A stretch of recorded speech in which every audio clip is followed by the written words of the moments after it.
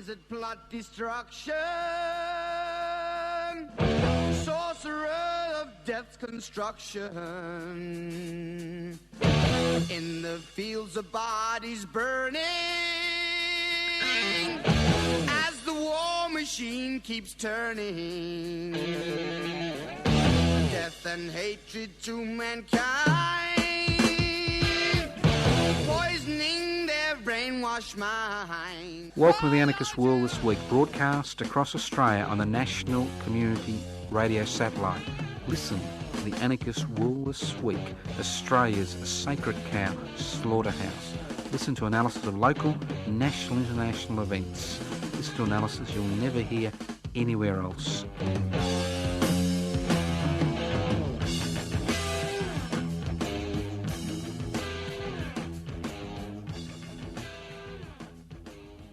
Here we are, the Anarchist World This Week, broadcast across Australia on the Community Radio Network. Well, via the Community Radio Network, not on the Community Radio Network.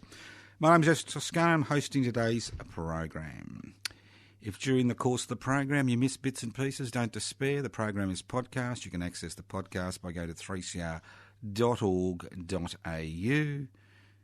And if you're really, really, really desperate, the program is streaming live on 3cr.org.au. And if you can't sleep and you listen to community radio station 3CR, it's also rebroadcast at 5 a.m. on Friday morning. And I'm amazed at the number of people who tell me they'll listen at 5 a.m. I don't think I've been up at 5 a.m. since the day I was born, but that's a different matter. Well, I lie. So, what's anarchy? Is it ramming cars into people? Is it blowing yourself up when you feel like it? No. The word anarchism comes from the word anarchos, which means without rulers. Not without rules, without rulers.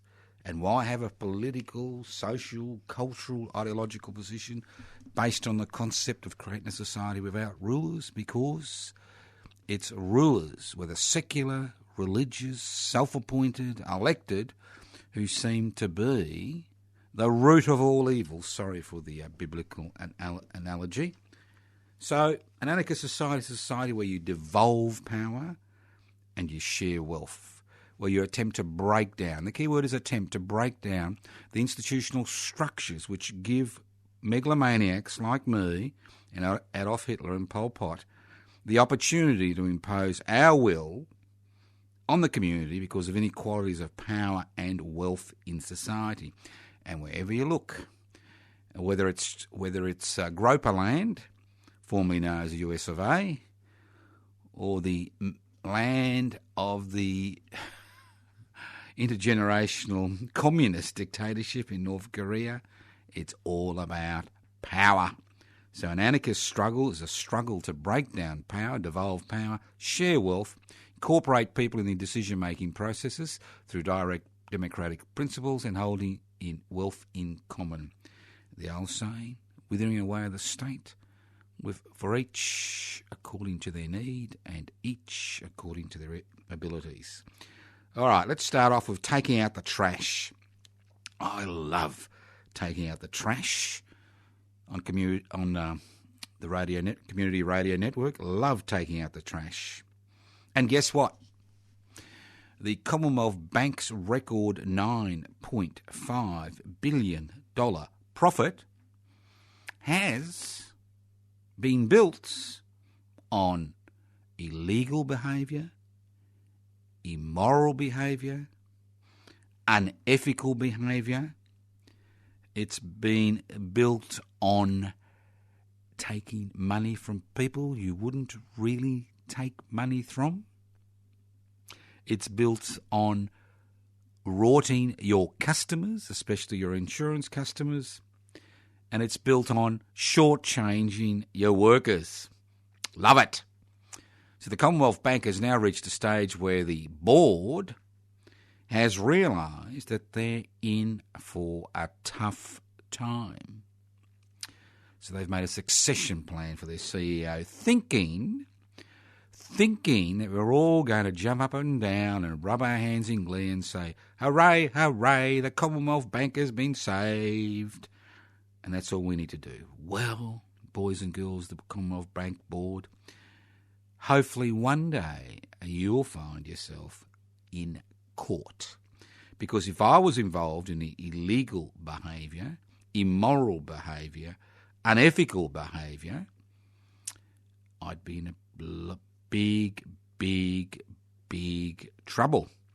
So it doesn't matter whether you get rid of your CEO.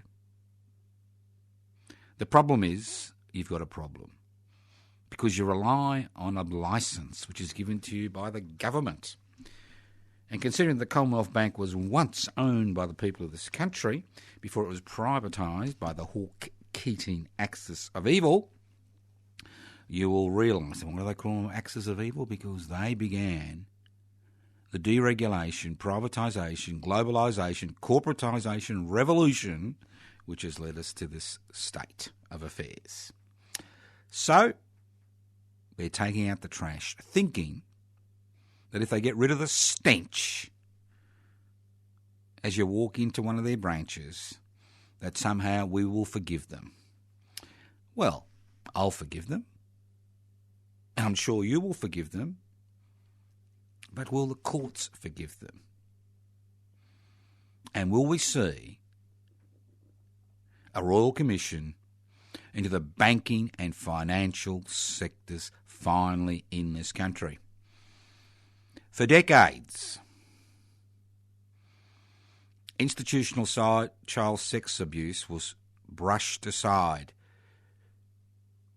as the feverish imagination of little kiddies. Couldn't happen. Wouldn't happen. You wouldn't have figures of authority, figures who have direct communication with God, indulge in such activity, would you?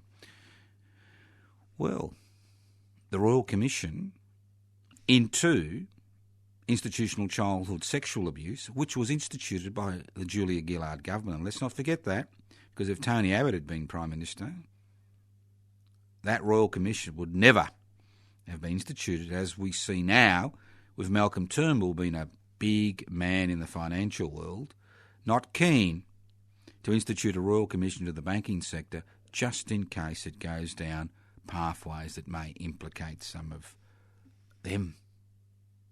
So, let's see what happens. Well, at least the Commonwealth Bank has now understood that if you go into a shop, pull out a gun, make a hefty profit, there are consequences. So this $9.5 billion profit, which shareholders are crowing about, think again.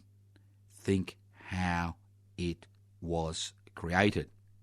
And taking out the trash is not good enough. Certain people in positions of authority, not just in the Commonwealth Bank, but the banking and financial sector, should be fronting up to the courts. And let's not forget that after the global financial crisis in 2008, very few, if any, fronted up to the courts. Listen to the Anarchist World This Week, broadcast across Australia on the Community Radio Network. My name's Jeff Toscano, I'm hosting today's program. Terrorism. All right, nice word, isn't it? Terrorism. And me mate, President Donald Groper of the US of A, is a man who loves to use the word terrorism. I don't blame him.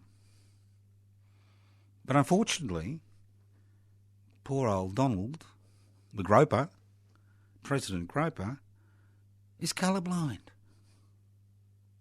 He's colourblind. Now, I've told you in the past there are good nuclear bombs and bad nuclear bombs. And obviously, the good nuclear bombs are the ones which the United States government has, and the bad nuclear bombs are the ones that the North Korean government would like to have. And it's the same with terrorism. There are bad, nasty terrorists whose motivation, and the key word is when you look at the word terrorism, is motivation. Is the motivation to use terror to create change? If the motivation is to use if the motivation in using violence to create political change is terrorism, okay? But you've got to have the motivation. Now, obviously, Islamic fundamentalists who like to blow themselves up, it is a political act, right? Or who like to, run trucks into people, political act, okay? Political act. There's a political motivation, therefore it's terrorism. And when we have good old boys from the United States of America kind of running their motor vehicles into a crowd of demonstrators, well, it's not terrorism, is it? The bloke took a wrong turn, didn't he? There's no political motivation, was there? Think about it. So although Mr.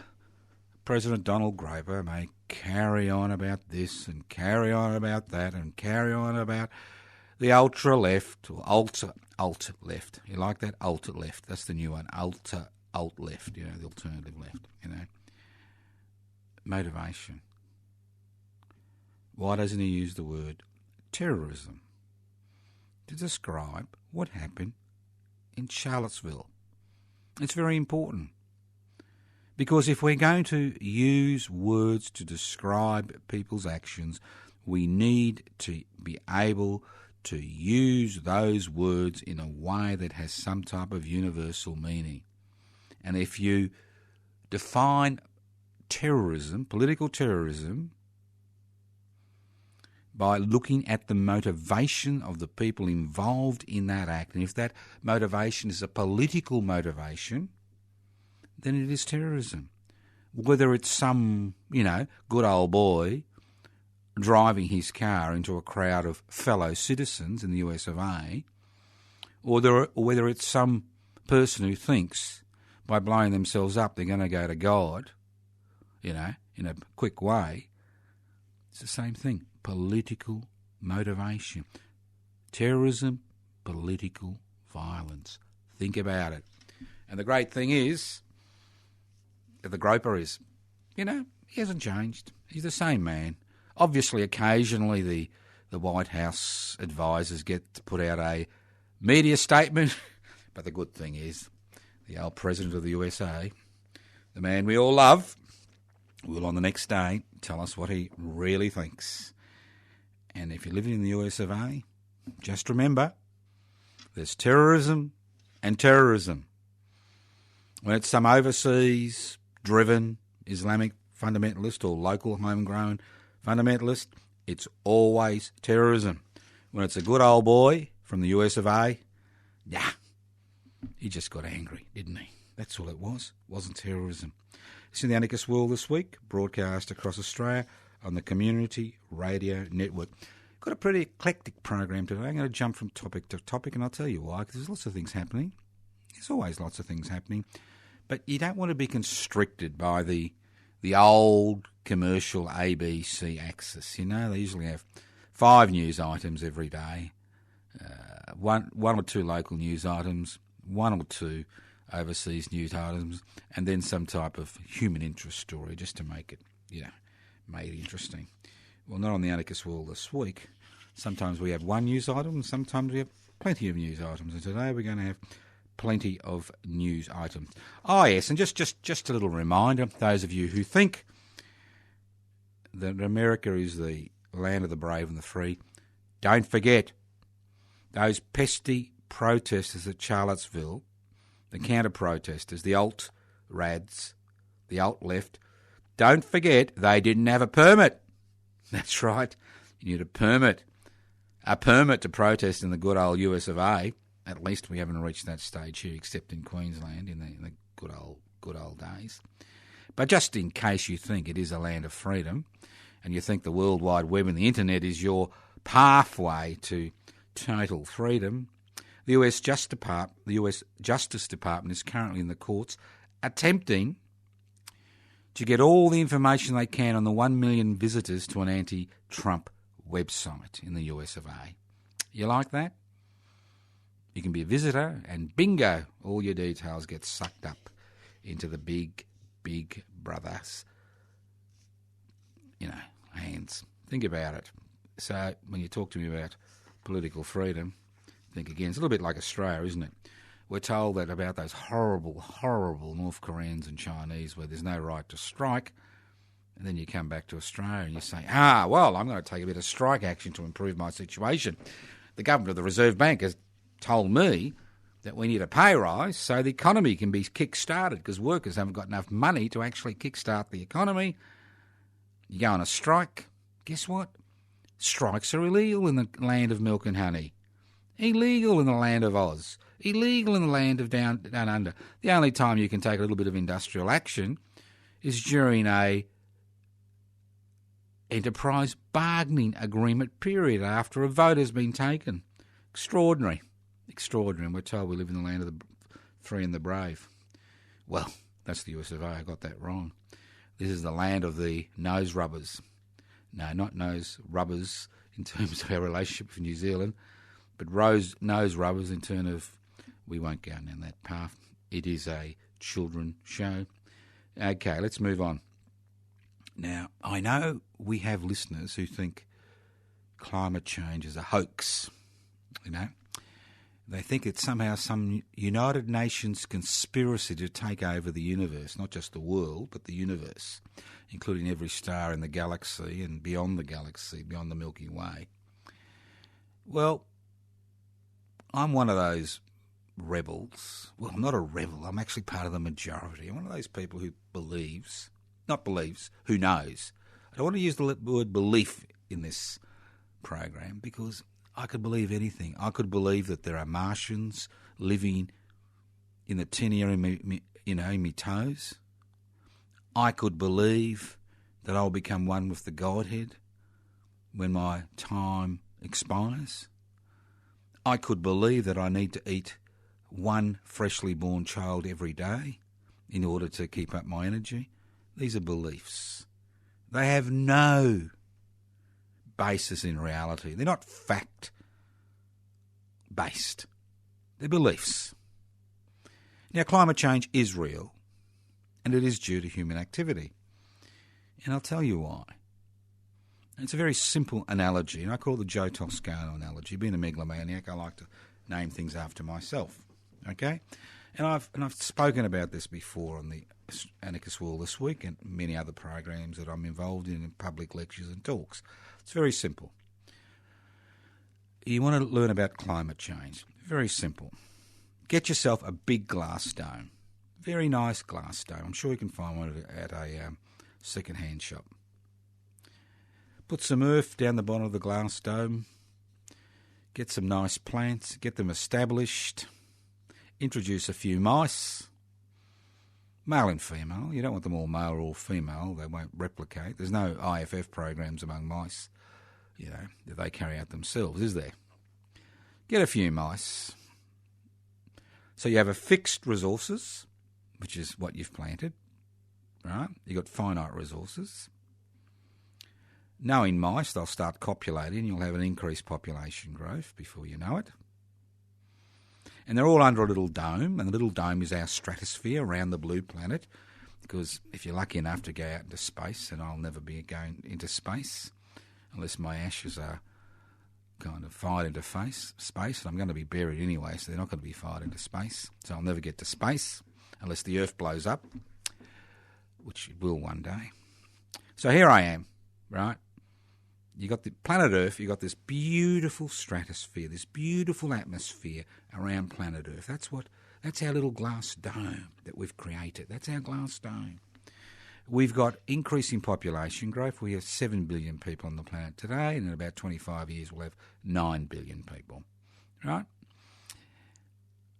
And we've got that's the increasing population growth. We've got finite resources. I mean, I know we've got very good scientists, and we're going to have driverless cars and giant pumpkins, genetically altered giant pumpkins, and we may even have to resort to, kind of processing bodies into little chips, like the Soylent Green movie, but that's another story. So we've got finite resources, and the word finite's very simple. It means we've got limited resources, and we're not going to create any more, although we're going to play around trying to create more. And obviously we're going to try to build spaceships so can we run away, or some people are going to run away from planet Earth and keep the human race alive. You've got increasing population growth. You've got an increasing greenhouse emissions because of human activity under that dome. And bingo, that's what climate change is. It's very simple. It's a simple analogy. And I'm not mean enough to call people who've got a belief that climate change is a conspiracy. I'm not mean enough to call them climate change deniers. They're climate change flat earthers. I mean, to deny something means that you actually accept the facts are wrong. Well, these people, it's beyond debate. They're climate change flat earthers, all right? Some people believe the earth is flat. So what? So here we have. So what are the signs? What are the signs that we are seeing around planet Earth? In the last few weeks, we have been witnesses to a number of mudslides, whether it's in South America or Sierra Leone in Africa or China or other parts of the world or Indonesia, that have resulted in the deaths of many people. Now, a lot of people say, well, that's because people are building illegally on, these mountains, which is fair enough, increasing population growth. But there is a scientific reason. There is something based on facts behind what's happening. And it doesn't just affect the hundreds of people who were killed in mudslides, but it's affecting our food production. As temperatures increase, the soil dries out. And floods have played a pivotal role in redistributing alluvial soil, which is washed down rivers, onto land, which is then farmed. The whole history of the Egyptian Empire, its 3,000-year history, was based on the fact that the Nile flooded. So when soil is dry, it tends to soak up rain. And we've seen with increasing world temperatures, irrespective of whether you believe it's human-induced or not, you can't deny that the temperatures are increasing. You may be able to deny that it's due to human activity, although we've got the Joe Toscano dome theory, which I'm happy to debate with anybody at any time, but not on the net. So you've got increasing rain intensity. It's a fancy word, rain intensity. But you've got decreased flooding around the world because the water is being soaked up by the dry soil. And in many parts of the world, decreased flooding has a major impact on the world's poor because they can't afford fertiliser. They're relying to a large degree on the alluvial soil which floods provides. So what we are seeing is the poor turn into the wretched as they can't even grow enough food to meet their immediate needs. At the same time, in urban areas, as population grows and rain intensity increases and forests are removed and people are forced to create slums on hillsides surrounding cities, what happens is that you create the very conditions with the next downpour where there are no trees to reduce the effects of the rainfall as it runs down that mountain or that hill, and you get more mudslides, more people dying, and again you see the poor being transformed into the wretched. Think about it. So there are impacts of global warming as we speak, and these impacts can have and will have a major influence on the type of societies we become and the type of governments and the type of institutions we create. And we can either tackle the issue by decreasing greenhouse emissions and possibly decreasing temperatures or stabilising temperatures, or we can, keep marching to the same drum on the road to extinction. I know it sounds heavy. It won't matter to me. I'm an old bloke. I'll be gone. But it will matter to my children and their children and your children and their children. Listen to the Anarchist World This Week, broadcast across Australia on the Community Radio Network. Fascinating, isn't it? Fascinating. Now, in society, there are three things in a capitalist society. There's land, there's labour, there's capital. All right? The big three. The big three, land, labour and capital. And the anarchist struggle is about removing capital and just having land and labour and sharing that and creating the wealth that's required and using the collective wisdom to try to resolve these issues that we face as a population. And, I know I like to pretend when I'm on the Anarchist World This Week that I know nothing about technology, and it could be true. I mean, who knows? But I do look at how things evolve. And I remember when the World Wide Web was first created, it was hailed as a decentralised, democratising influence on society. You like that? And that the government should keep its nose out of it. So we had these visions in the late 80s and early 90s, and I remember when we were publishing the Anarchist Age Weekly Review that we were one of the first people to embrace the net because we understood the potential it had in terms of disseminating ideas, not in terms of organising real activity, but disseminating ideas. And we fought that it could possibly be a democratising, decentralising influence in society. And initially it was. But what we've seen in the last 20 years is the capitalisation of the World Wide Web. We've seen venture capital poured into the virtual world where investors, hedge funds, big investors are looking for the next big thing. And even if you invest in 1,000 little internet companies, if you strike gold with one, it's a little bit like going gold digging. If you strike gold with one and get that big nugget, you're going to have a good time. And what we've seen over the last 20 years is the domination, the almost total domination of the World Wide Web by a handful of new monopolies. Whether it's Facebook, whether it's the search engine Google,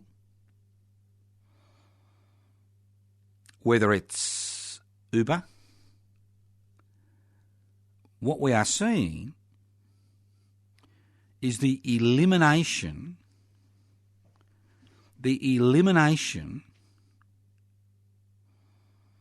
of the cooperative features and decentralised features of the net and its takeover by monopolies, which wouldn't be illegal in Australia but would actually be illegal under the United States antitrust laws. And this has been driven by venture capital. That's by that third leg of the capitalist equation, land, labour and capital. And who are the losers? And the losers has been labour,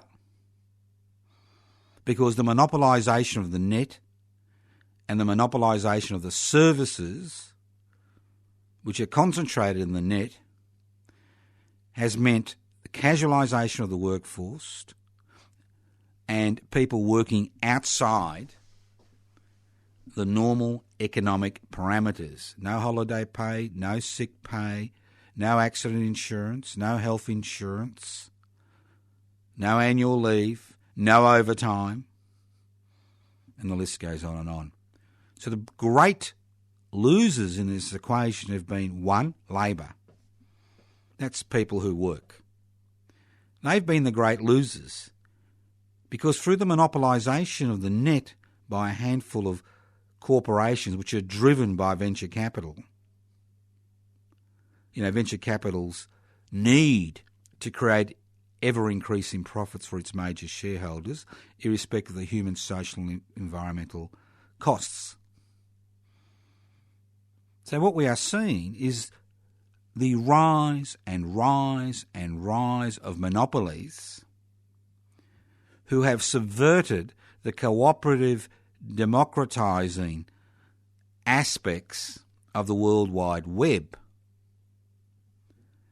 to enrich themselves. And how do they enrich themselves? Through advertising. They sell advertising space. So here we are, imprisoned by a system which has been manipulated by two forces: the centralised state, which is attempting to get as much information it can through the introduction of laws via which it can have almost total surveillance of everybody and everything they do, and corporate capitalism,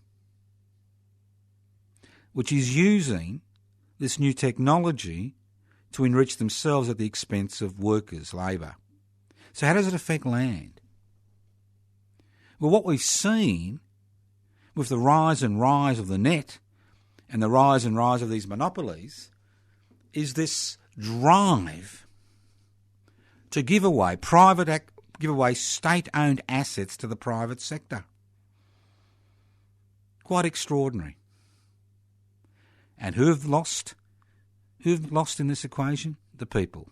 The people's movement, which provided the steam, provided the energy to get this new technology off the ground. So think about it. Every time you use a search engine, every time we go on Facebook, every time you use YouTube to a lesser degree. And why to a lesser degree? Because at YouTube, if you can generate enough people looking at your YouTube, you can get a bit of money back from the monopolies for assisting them maximising their profit. So, look, the internet is not necessarily a liberating force. Like having good nuclear bombs and bad nuclear bombs, not liberating force. Think about it.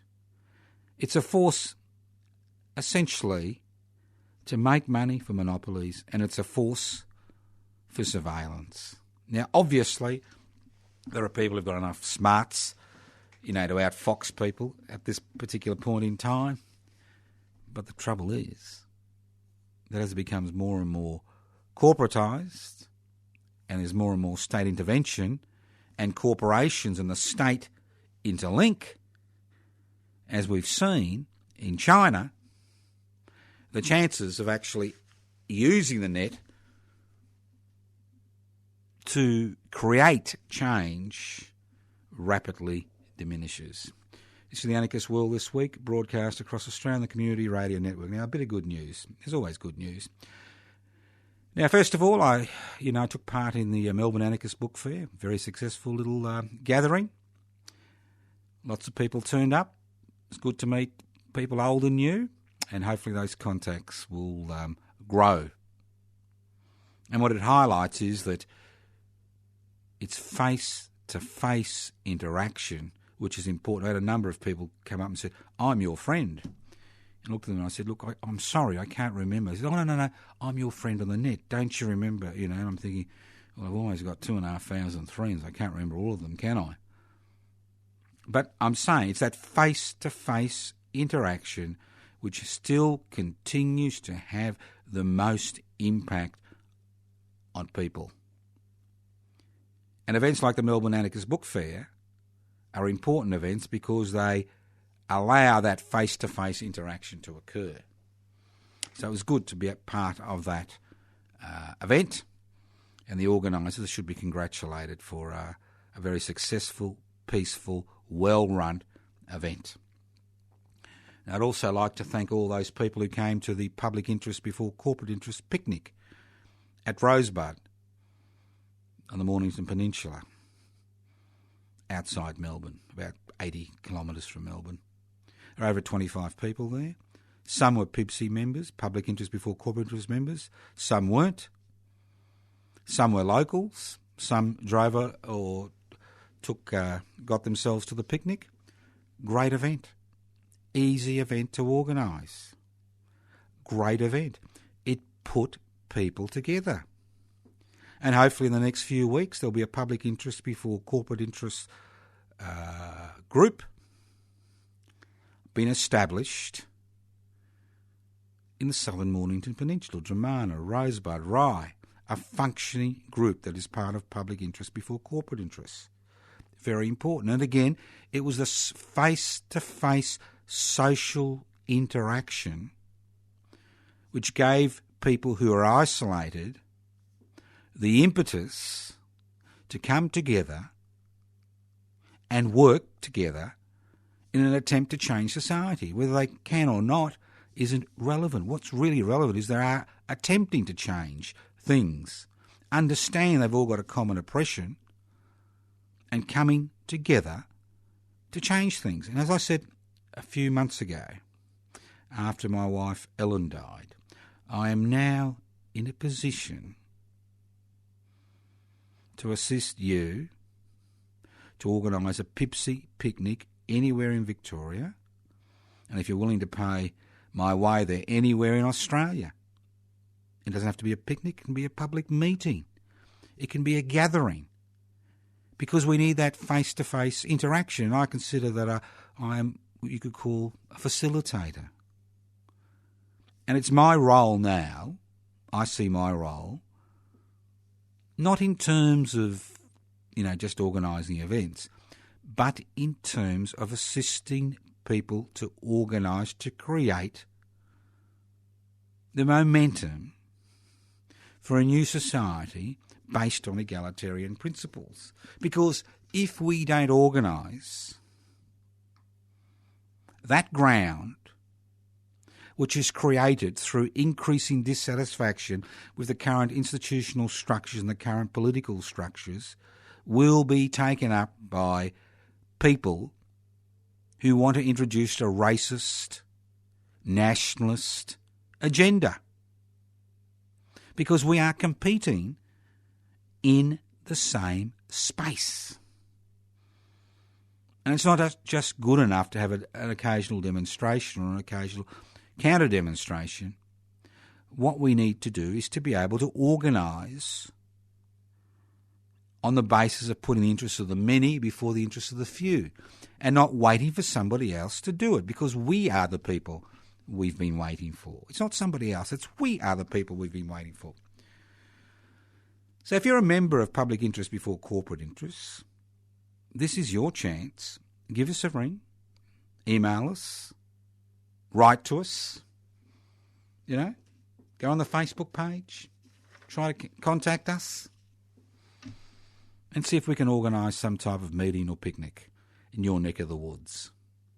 Because we now have the facilities and the contact list to actually contact people in your area who may be interested in forming a group and creating a real political alternative in this country, not just based on the idea of participating in parliamentary elections by registering Public Interest Before Corporate Interest as a federal political party before the next federal election, but in terms of stimulating community action, stimulating protest action, to raise issues which need to be raised constantly in an era where the forces of deregulation, privatisation, globalisation, corporatisation, nationalism and racism are becoming stronger and stronger and stronger.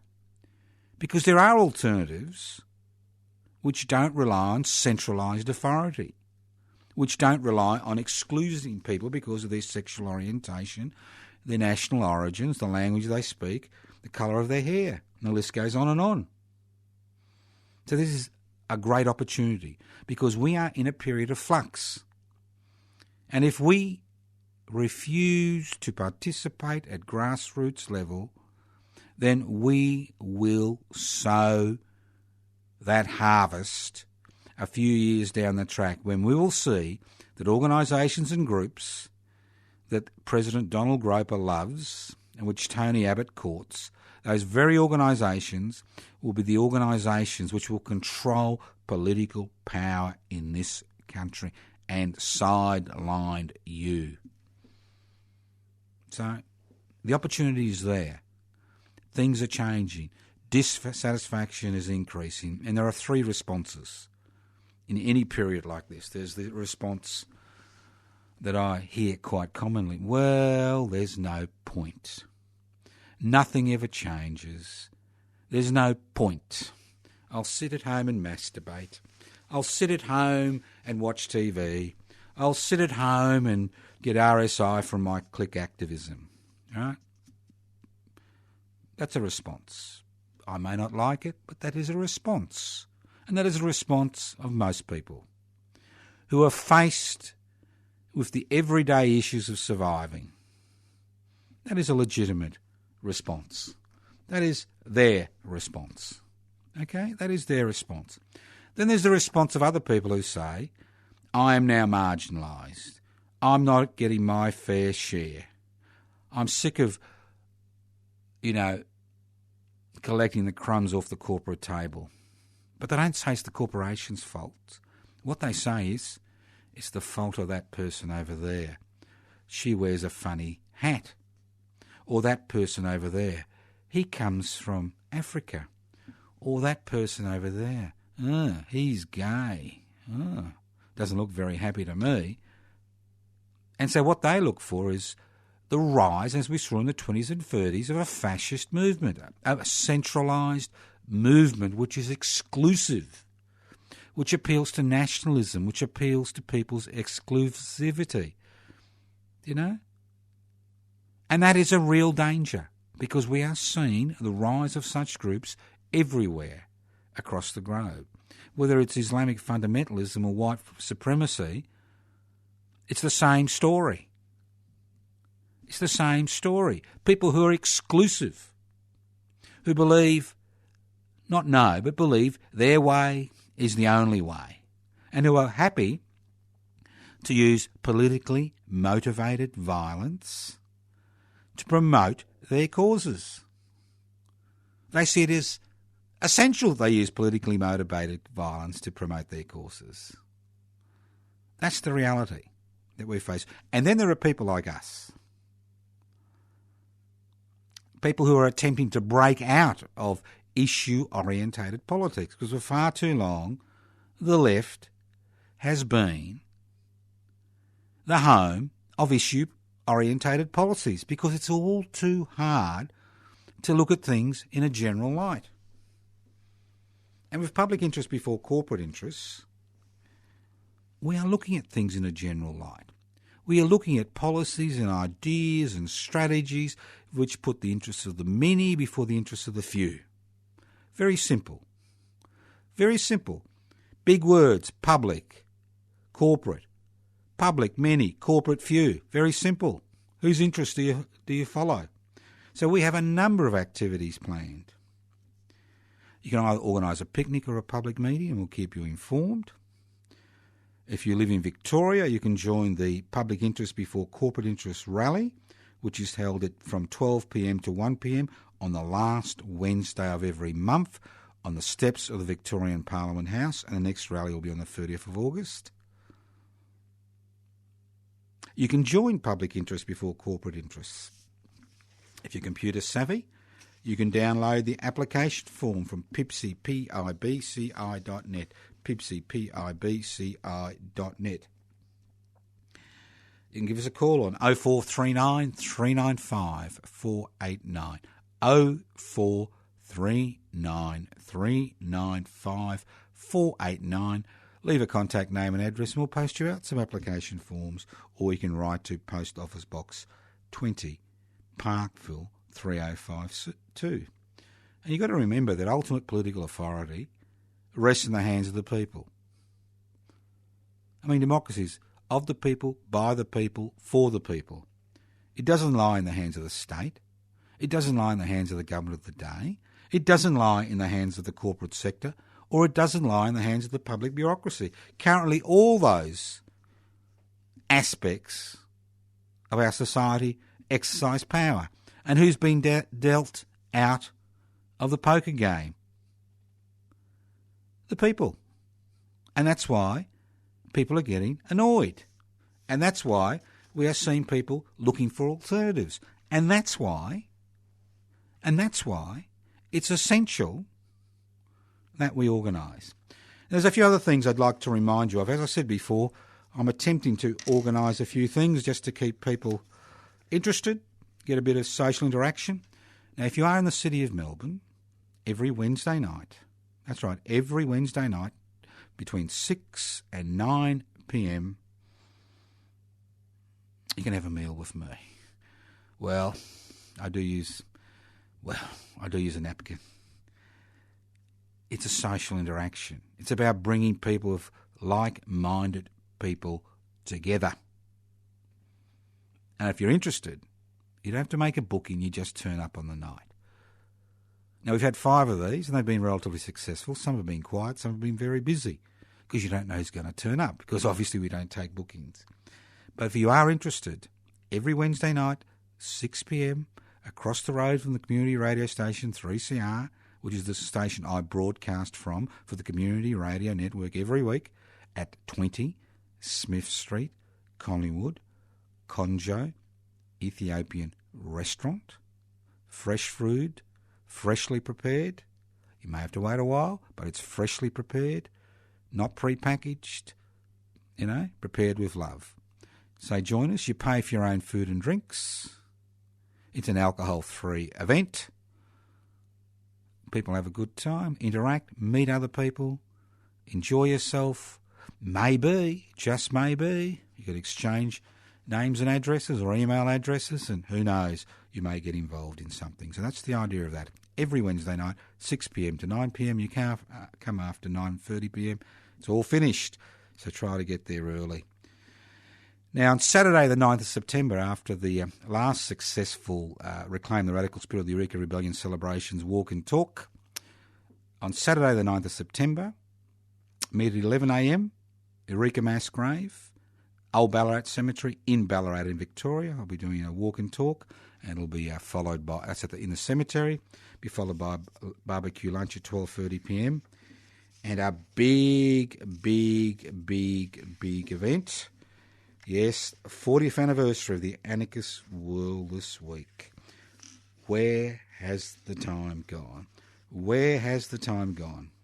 We're holding the 40th anniversary of the Anarchist World this week. We're doing a live broadcast to which all of you are invited, and we will be having that starting at 10. Doors open at about 9:30 a.m. The broadcast will go from 10 a.m. to 11 a.m. It's at the Unitarian Church, 110 Grey Street, East Melbourne. All this stuff's on my Facebook page. You can go to the Facebook page, Toscano for the Public. It should also be on the Anarchist Media Institute page in the next few days. So no bookings necessary, just turn up. And then after the broadcast, a bit of a discussion. Maybe some of you will sign up to public interest before corporate interests, or come to some of the events we are organising. And there will be lunch.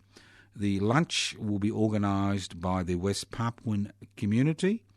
Lunch will be $15. And if you've got a bit of spare cash, we encourage you to buy someone else lunch on the day who can't afford the $15. Obviously, none of the money goes to us. And if you wish, you can always help to decrease my community broadcasting fees to Community Radio 3CR in Melbourne. Donations are accepted but not mandatory. Now, some good news for Defend and Extend Public Housing, the campaign that public interest before corporate interests have been involved in for the last 7 to 8 months. The campaign is moving. 3 days ago, a move was initiated in the Victorian Legislative Council, and it was moved by a motion was moved by Sue Penkillick, PWNICUIK, who's a member of the Victorian Legislative Council and a member of the Victorian Greens. The motion was passed. And an inquiry will soon begin and finish by March next year into the Andrews Labor Government Public Housing Renewal Program, which is a program to privatise public housing. And if you think I'm kidding that they're going to privatise public housing, think again. When Minister Wynne, who's the planning minister, that's right, the good old planning minister for the Victorian state government, the Labor state government, he said that sites in the market which are owned by the Victorian state government will soon be available for private development. So Ellen Sandell, the MP, the Victorian Greens MP for the lowest seat of Melbourne in the Legislative Assembly, has sent us some information regarding the inquiry. The information we put up on the Defend and Extend Public Housing Facebook page. We encourage you to make a submission when the inquiry opens. So we're quite delighted. We've now done two things. Defend and Extend Public Housing has done two things which have been successful. One, it has stopped the government's attempts to hand over publicly owned titles of public housing to the community and social housing sector, because the community and social housing sector are not synonymous with public housing. One is owned by the state, one is owned by private organisations, which was a big win we achieved a few months ago when we put direct pressure on the government.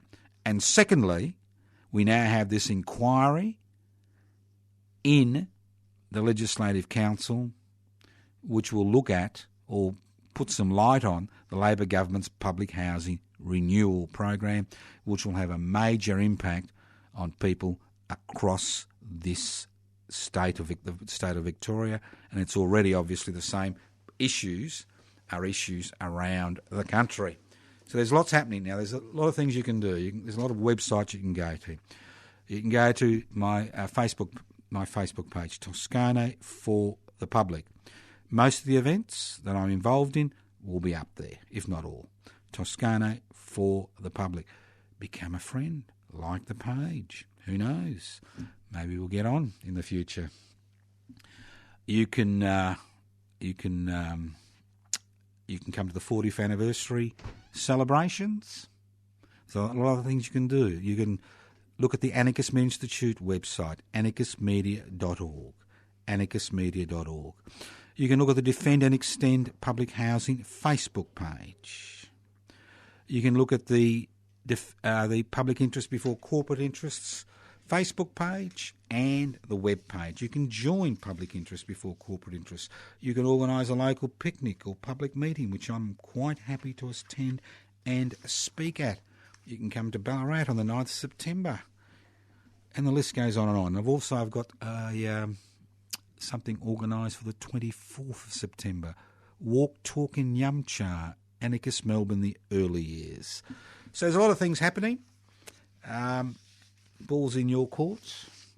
You can sit at home and enjoy yourself, throwing things at your TV set, clicking your like button on your web page, browsing Tinder, whatever turns you on. Or you can say, it's all hopeless, there's no point.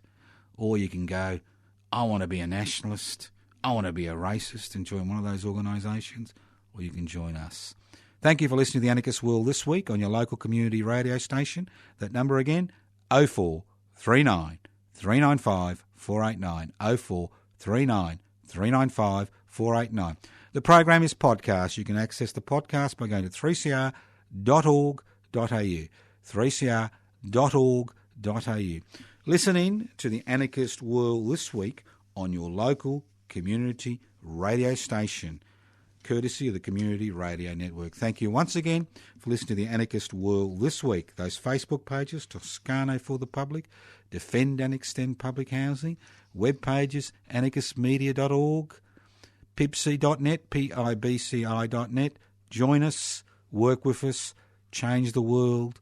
Every journey begins with a first step. Take that step now. Listen in to the Anarchist World This Week, next week. Evil minds that plot destruction, sorcerer of death's construction. An analysis you'll never hear anywhere else. Anarchist World This Week, Australia's sacred cow slaughterhouse. 10 a.m. every Wednesday. Listen to the Anarchist World This Week for an up-to-date analysis of local, national and international events.